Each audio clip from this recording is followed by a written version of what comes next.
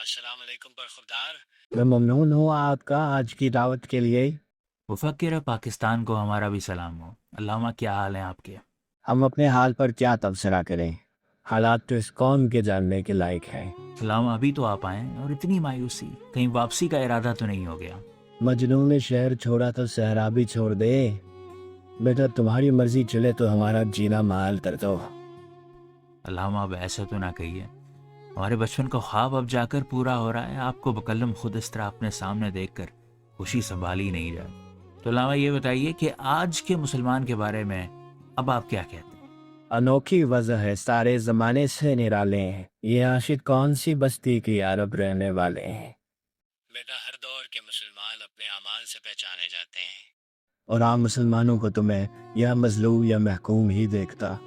علامہ اب جب آپ ہمیں میسر آ ہی گئے ہیں تو کچھ سوالات آپ کے اشعار میں سے ہو جائیں، اور کچھ سوالات میں آپ کے فالوورز کی جانب سے کروں گا جو آپ سے بہت کچھ جاننا چاہتے ہیں. ستاروں سے آگے جہاں اور بھی ہیں، اس سے کیا مراد تھی آپ کی؟ بیٹا جن ستاروں سے میری مراد تھی وہ اب آسمان پر پائے نہیں جاتے. قبلہ پھر یہ ستارے کہاں پائے جاتے ہیں؟ بیٹا یہ ستارے اب عورتوں کے کپڑوں اور مردوں کی وردیوں تک محدود رہ رہے ہیں اور جہاں تک جہانوں کی بات ٹھہری، تو ستارے تو کجا اس ملک کی زمین بھی تنگ نظر آتی ہے. آپ نے شکوہ جواب شکوہ لکھی کہ آپ کو معلوم ہے کہ آج کے دور میں یہ جسارت کوئی نہیں کر سکتا. ہاں یہ بھی کہا تھا کہ تجھ کو معلوم ہے لیتا تھا کوئی نام تیرا، قوت بازو مسلم نے کیا کام تیرا. اب افسوس یہ ہے کہ نہ وہ مسلم رہے نہ وہ بازو، رہ گیا تو جھوٹی اناؤں اور مذہب فروشی کا دھندا، اور برداشت تو نام کی نظر آتی ہے. آپ نے کہا اٹھو میری دنیا کے غریبوں کو جگا دو، مگر شاید آج کے اس دور میں آپ کے نشار کی ضرورت باقی نہیں رہی. ہمارے ملک میں فورن انویسٹمنٹ آ رہی ہے، بہت سے ایسے ادارے بن چکے ہیں جو اس انویسٹمنٹ کو فروغ دے رہے ہیں، تو نہ غربت باقی نہ آپ کے اشعار کی ضرورت. تو علامہ آپ کا یہ شعر irrelevant سا نہیں ہو گیا؟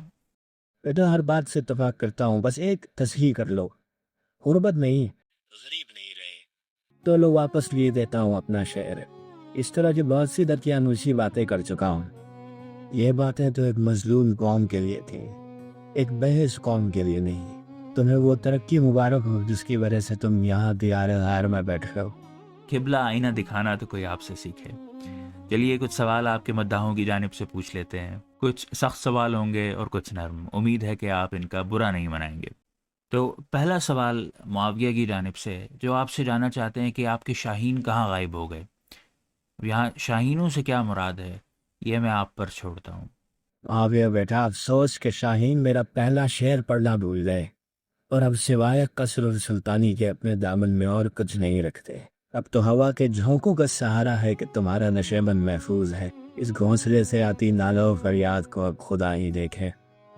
قبلہ آپ نے پھر سے مایوس کر دیا. چلیے اگلے سوال کی جانب بڑھتے ہیں. راجہ نوید آپ سے جاننا چاہتے ہیں کہ پاکستان کو خواب دیکھ کر آپ نے کوئی غلطی تو نہیں کر دی.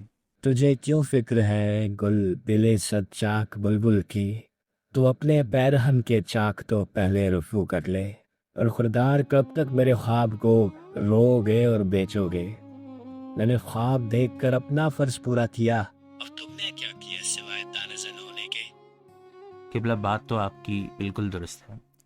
چلیے آپ کے مداحوں میں سے ایک آخری سوال بھی پوچھ لیتے ہیں. وہ جاننا یہ چاہتے ہیں کہ how can we wake up Muslims from their sleep slumber. Haider بیٹا گہری نیندوں سے بھیانک خواب ہی اٹھایا کرتے ہیں. اس سے پہلے کہ یہ خواب حقیقت ہو جائے خود کو چپکی کاٹ لو جبکہ وقت باقی ہے. علامہ آپ کا بہت شکریہ کہ آپ نے وقت دیا.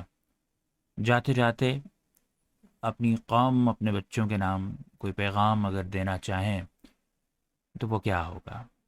جو تھا نہیں ہے، جو ہے نہ ہوگا. یہی ہے ایک حرف مہربانہ، قریب تر ہے نمود جس کی اسی کا مشتاق ہے زمانہ. میری قوم کے بچوں میرا خواب اب بھی جھوٹا نہیں ہے. وہ شاہین اب بھی تم میں موجود ہے. وہ نگاہ مسلم اب بھی بے قرار ہے. میرا شاہین کبھی مایوس نہیں ہوتا، کبھی نہیں ہوتا.